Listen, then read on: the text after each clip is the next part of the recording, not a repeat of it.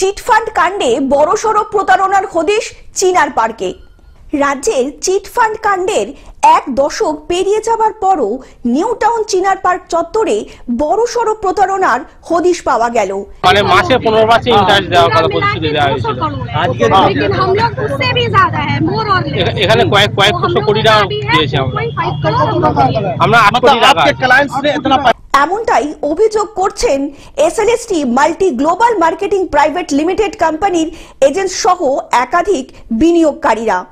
কি করে বুঝবো? ওরা বলছে যে মানে ফরেক্স ট্রেড, মানে ফরেক্স ট্রেড। টাকাটাই ক্যাশ টাকা দিয়েছিলে? হ্যাঁ, ক্যাশ টাকা দিয়েছি।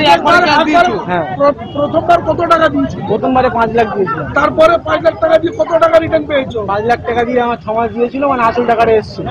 5 লাখ টাকা ওটা দিয়ে চলে এসেছে। হ্যাঁ, আবার তারপরে কত টাকা দিয়েছো? তারপরে আবার হচ্ছে যে আবার 10 লাখ দিয়েছিলাম।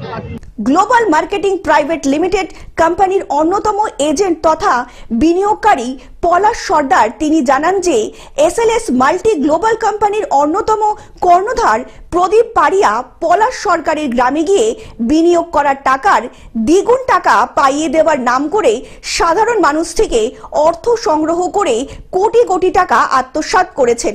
আমি 1 লক্ষ টাকা ইনভেস্ট করি, 1,08,000। কি বলে এই টাকাটা দেওয়া হয়েছে? নিজের টিমে আরো 16-18 লাখ টাকা আছে আমার আন্ডারে। মানে চেন বাই সিস্টেম থাকে। আমি ওই বালাইপুর লাইনে একই পাড়ায় বাড়ি পলাশ। কোম্পানির নামটা কি করে শুনলে? এসএল মাল্টিমার্ট আমাদের পলাশ দাইনে ছিল এই কোম্পানিটা। পলাশ দা ফার্স্ট এনেছিল পলাশ দা। এই যে হেমকান্ত গুড়িয়া আছে না, ইনি কোম্পানির ডাইরেক্টর আছে। ছবিটা দেখা, নামটা কি? হেমকান্তি গুড়িয়া। না হলে হেমকান্ত গুড়িয়া। হেমকান্ত গুড়িয়া। হ্যাঁ, ইনি হচ্ছে ইনি আমতলা থাকে। এছাড়াও পলাশ সর্দার সাংবাদিকদের মুখোমুখি হয়ে জানান তার মাধ্যম দিয়ে বিনিয়োগ করা হয় SLS global marketing private limited কোম্পানিতে।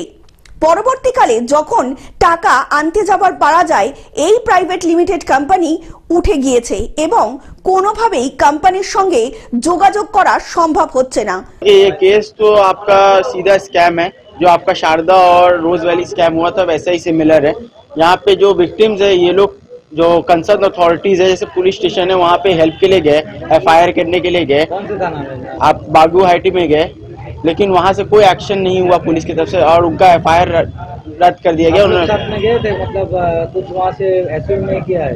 नहीं, हमारा जो है हम तो उस टाइम नहीं गए थे। তখনই সকলে মিলে প্রশাসনের দ্বারস্থ হন এবং বর্তমানে হাইকোর্টে কেস ফাইল করা হয়।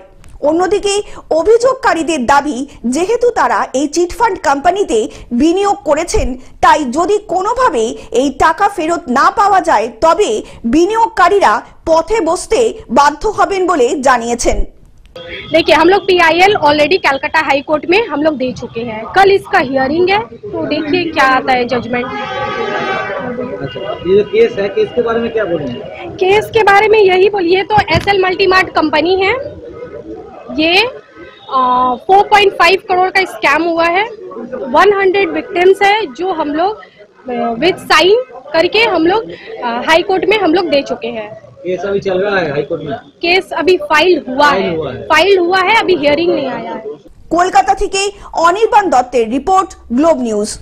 এখন থেকে গ্লোব টিভি দেখুন আপনার স্মার্টফোনেও। গুগল প্লে স্টোর অথবা অ্যাপল স্টোর থেকে ডাউনলোড করুন গ্লোব টিভি লাইভ অ্যাপ। এছাড়া জিও টিভি অ্যাপ থেকে দেখুন গ্লোব টিভি লাইভ।